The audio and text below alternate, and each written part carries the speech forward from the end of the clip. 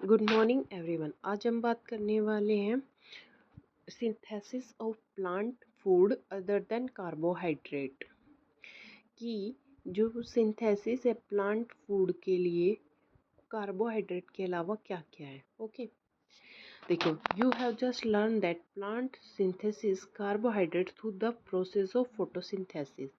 अब हम लोगों ने क्या पढ़ा कि हमने पढ़ा कि जो प्लांट है वो कार्बोहाइड्रेट बनाते हैं किसके थ्रू, फोटोसिंथेसिस के थ्रू। ओके, अब हम बात करने वाले हैं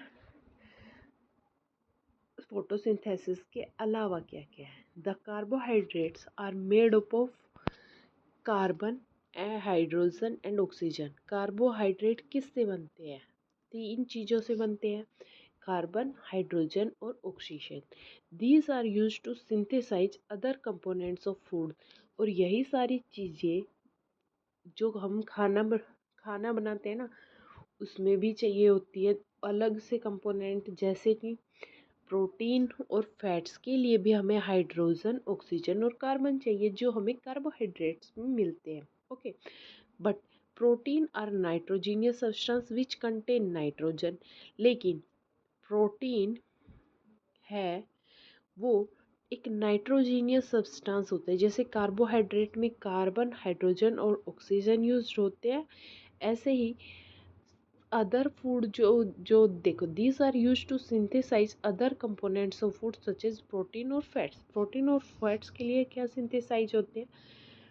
प्रोटीन तो जो है वो एक नाइट्रोजीनियस कंपाउंड है, तो उसके लिए हमें नाइट्रोजन ज़रूरी है।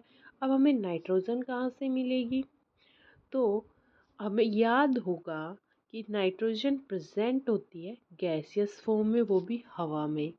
ठीक है, एयर में तो बहुत सारी गैसेस होती है, तो उसी में नाइट्रोजन गैस प्रेजेंट होती है। तो plant can't observe nitrogen in this form. तो क्या प्लांट्स नाइट्रोजन को एयर से नहीं ले सकते?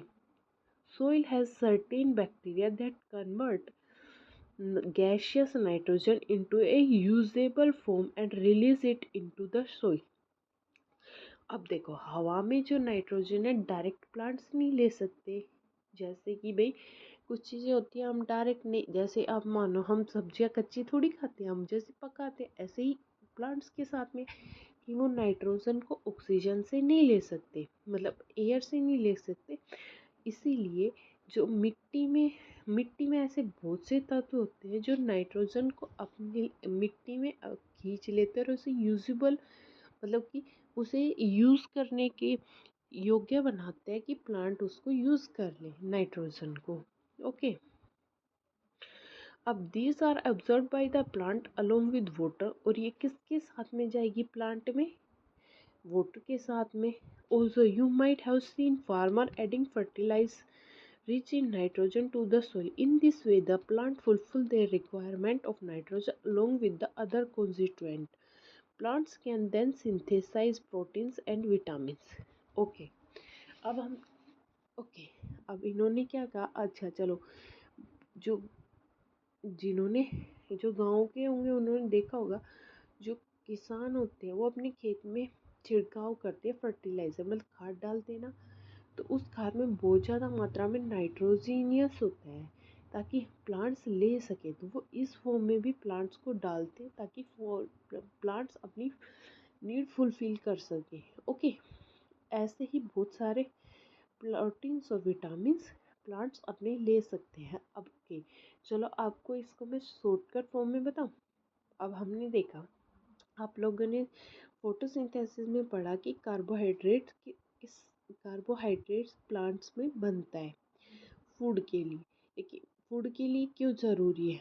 ओके, लेकिन फूड के लिए सिर्फ कार्बोहाइड्रेट ज़रूरी नहीं है प्लांट्स के, उसके लिए हमें नाइट्रोजन कह रही प्रोटीन्स और विटामिन भी चाहिए। प्रोटीन्स प्रोटीन्स में एक नाइट्रोजीनियस कंपाउंड होता है, वो कैसे मिले प्लांट्स को?